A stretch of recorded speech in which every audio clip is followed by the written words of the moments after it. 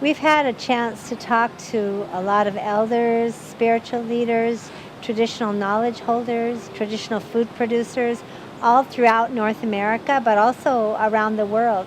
And we found that we all have something in common, that through the prophecies, the stories, the ceremonies that our ancestors passed down to us, they warned us about what would happen if we didn't take care of the natural world, if we didn't protect the things that give us life, for our sacred responsibilities and also for our future generations, so that they will have these same things. And they're all telling us also that they've been left to us the knowledge from the past of how to protect these things and how to survive the threat that we're under today. For example, how to work with the fish, how to work with the plants, how to work with the crops, how to work with the traditional seeds, so that we can survive this climate crisis. In our communities, we've been able to set up trade relationships through 2 international corn conferences and a lot of visits with other Indigenous peoples that use corn, which is all the way from South America into southern Canada and out through the Pacific and the Caribbean. Those were routes that we traded before, since time immemorial. So corn spread from southern Mexico and Guatemala all the way up to southern Canada and down to South America. That we can revive those trade relationships and find Indigenous peoples that have seeds that maybe were our seeds originally, that can grow in drought conditions, that can grow in conditions that can produce corn very quickly. And these are traditional seeds. These aren't modified seeds. My traditional chief, Anselmo Valencia, who was the spiritual leader and chief of our peoples, who's now passed on to the spirit world, told me about 30 years ago that we had traded corn seeds with the Hopi Indians, who live in the high desert where there's very little rainfall and no rivers or lakes. And they were growing this seed, which belonged to our nation originally, and they had returned those seeds, those corn seeds, to him for using now that we're seeing drought conditions come back to our territories. We also found farmers that had a kind of seed that grew from planting to maturity in only 40 days. And that's very important for Indigenous peoples that are seeing very unstable weather conditions. Their growing seasons and growing length of time are threatened because of all the changes that we're seeing in the climate. So we need to talk to our elders, learn those ways again, bring back our traditional seeds that can withstand climate change, drought, and extreme weather conditions. Listen to the traditional stories and start to revive those ways and that knowledge that we're seeing exists in all of our communities. But a lot of times our young people, they all go to school now, they don't learn directly from our traditional food producers, their grandparents, like they used to. We need to find ways to revive those programs so that our elders are passing on that knowledge about survival skills, whether it's gathering, whether it's fishing, whether it's hunting, whether it's farming, and how to use what we traditionally were given to be able to adapt to what's coming. And this is life and death for our peoples, and we have to take that onto ourselves in our own hands. Whatever the United Nations and whatever the governments decide to do, we need to take that responsibility, and we have that knowledge within our own peoples and nations to survive what's coming.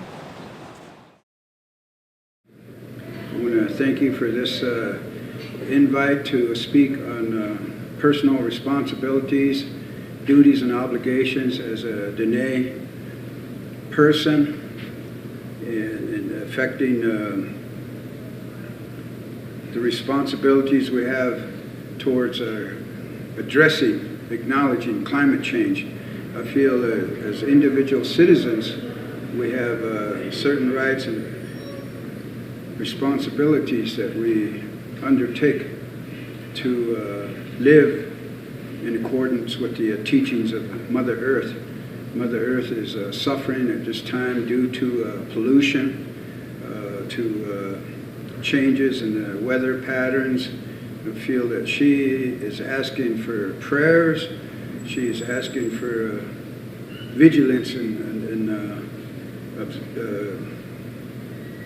having our responsibility to observe.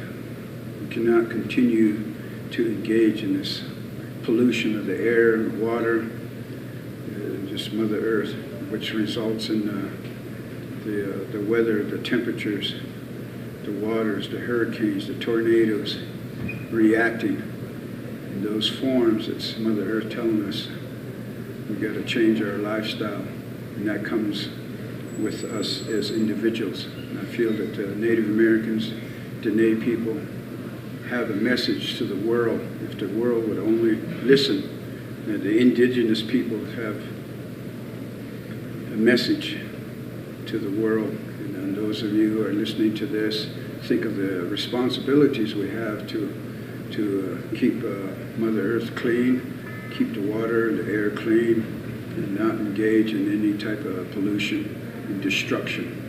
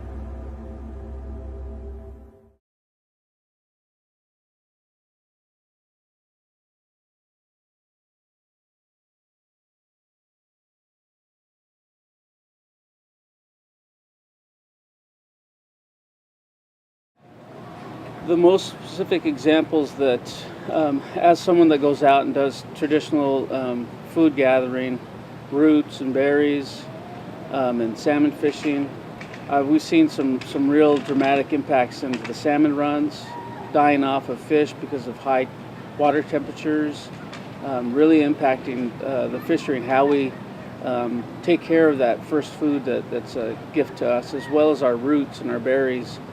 The gathering times have changed, the salmon runs have changed, and the time frames in which we can gather them have changed quite a bit as well. The roots and the berries are really impacted by the droughts and by the changing and weather patterns, and it's been dramatic in our gathering.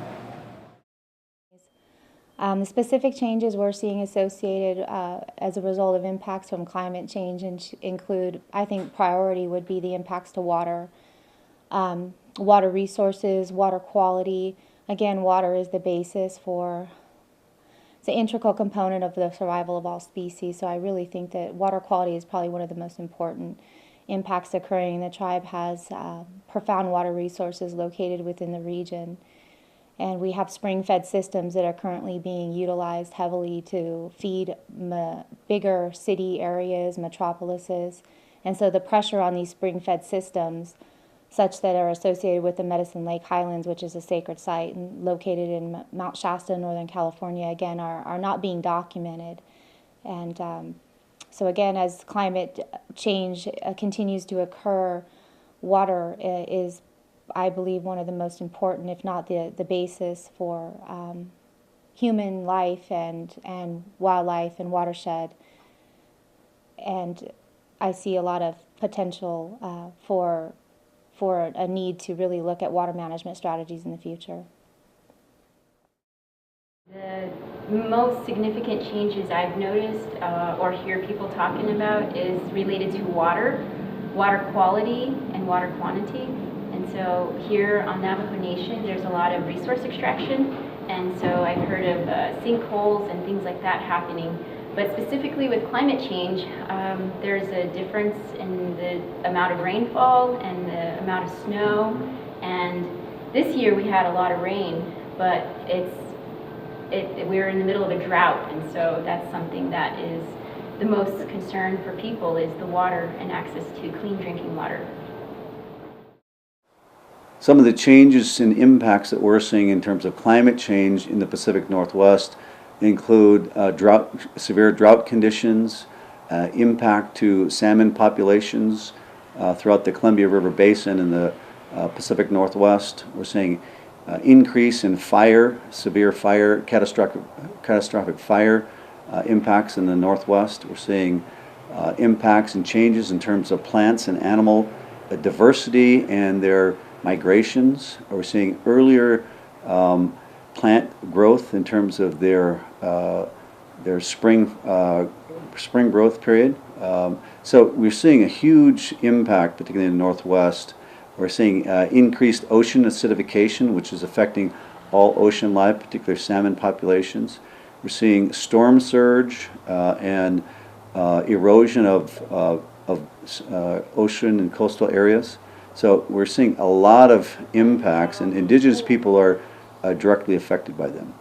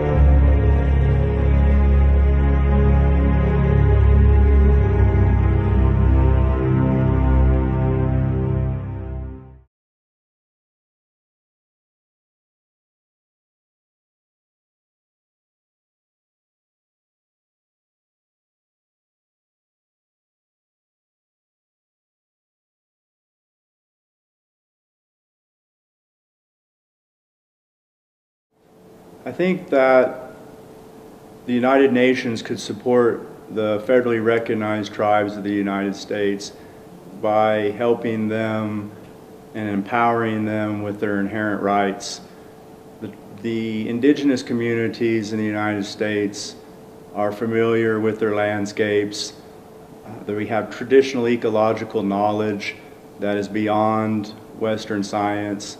And if these nations were allowed to address their land without the obstacles created by the bureaucracies of the United States, they would be much more effective in addressing the health issues associated with the land. In particular, my community has traditional ecological knowledge associated with the hunting and gathering, and we are a buffalo culture historically. The buffalo have been removed from the Great Plains for about 150 years. But up until that time, about 80 million buffalo roamed this ecological area and defecated across these Great Plains, leaving a diversity of microbes that have a symbiotic relationship with the plant communities. It doesn't cost money for wildlife to exist, but it costs money to plant crops or other plants to sequester carbon, which is the cause of our global warming and climate change here on our planet. So if we were allowed to reestablish buffalo in these areas, we would greatly enhance the growth of vegetation and indigenous species, and in that respect heal the ecology that's been degraded from our economic practices in the United States. The carbon would then be sequestered and captured free of charge, and this would reverse climate change. So that's an example of the traditional ecological knowledge that indigenous communities could implement if not hindered by the obstacles created by the United States. Well, I think it's been a proven fact that projects such as dams not only displace indigenous communities, but they destroy important landscapes and ecology. We have situations where corporations are allowed to come in and decimate the land and drive out indigenous communities that help that land continue to flourish and sustainable, trees which create oxygen, which we all need to survive. So there's a lot of things that countries and the United States could do, along with just basic reduce, reuse, recycle, and refuse. The United Nations must establish an agreement with the countries that are parties to the United Nations climate change treaty, so that they reduce continuing atmospheric temperature rises above 1.5 degrees Celsius. We think it's very critical that we begin to stop the increase in greenhouse gas emissions immediately and schedule targets that countries throughout the world can meet, number one. And number two, the United States has to uphold their treaty obligations with tribes throughout the country to protect the environment and to be able to provide treaty-protected resources, access to our traditional fishing, hunting, gathering areas, as well as our lands and waters. So the United States has an obligation to also consult and work with tribal governments as they go into the United Nations Climate Change Summit in Paris. Very simply, for the United Nations, I think for them is to just do what they said they were going to do. In 2007, the Declaration on the Rights of Indigenous People was passed. Implement that. Don't just say the words. Find ways to implement that. And if every country in the world has already signed on, hold them to those laws and help us to come back within the natural laws. And obviously, keep the oil and the gas in the ground. No more digging up of the things that naturally belong to the earth herself. No more commodifying the waters and selling them. No more telling us that the very air itself is for sale through carbon trading. Those carbon trading things kill us when we live under the refinery and they're doing a carbon trading with somebody in Australia and saying, okay, we're going to plant trees here, in 30 years they'll produce oxygen, so today at ConocoPhillips then we can produce that much emissions, because that's going right into the lungs of my grandbabies, right into the lungs of my elders, right into the heart of our culture. Stop that. I think that there needs to be a good relationship between all the governments and all the nations. It doesn't matter the size of them, whether you're one of the larger nations in this world or you're one of the smaller indigenous groups and indigenous nations in this world. There needs to be really some good dialogue as to what impacts those communities and what changes are going on that impact the environment. The environment has a lot to do with sustaining the people from a food source, from a health perspective, and I really think that there needs to be open dialogue so there's an understanding about all the decisions that are made and how they impact the communities, health-wise and food-wise.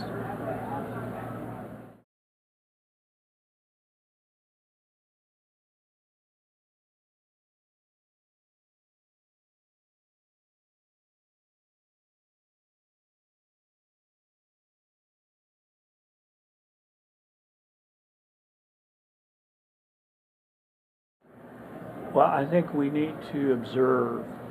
We need to listen to the elders, and we need to keep our traditional practices as much as possible. We've had to make changes through the years. We've had to adapt, and we were able to still provide our traditional ways and our foods. And we really need to teach our young people, teach our communities, how to do that, how to basically grow food, what to look for, what did our ancestors do, like keep elders' councils available that can recall and maybe even use some old media that's available. I mean, that's starting to come out now that they've had tapes that were filmed back in 1930s and 40s about different cultural things. Maybe we can look at that and see how to adapt. I think traditional knowledge is quite important, especially because the main effects or the brunt of the force is on people that live close to the earth. And that's certainly true of indigenous peoples all around the world. And indigenous people that lived on particular pieces of land for thousands of years, they know the area and adapted to climate change in the past. So it's a repository of knowledge that should be looked into and used by governments, including the UN.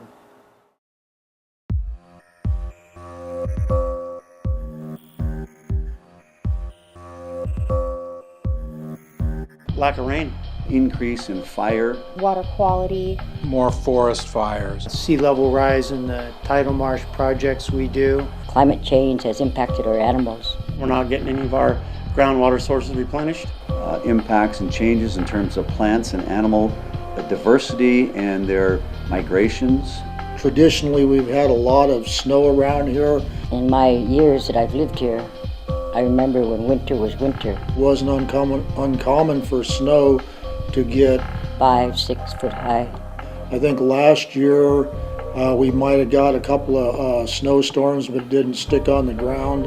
What we are seeing now is warmer rivers and warmer oceans. We're seeing a lot of algae growing up. We're seeing increased ocean acidification. Especially from increases in water temperature and declines in stream flows. And it's literally killing our fish. I think that what the drought has done is it has dried out all these large valley oaks. Forests are drying up. And they've sucked up all of this water as a response. No support for the roots. The acorns are dropping sooner and they're actually much smaller. The winds are coming through real strong, knocked over a lot of trees. We're limited on gallons for each person that we have in the family. We have spring-fed systems that are currently being utilized heavily to feed the bigger city area. It's really becoming a hardship for a lot of people.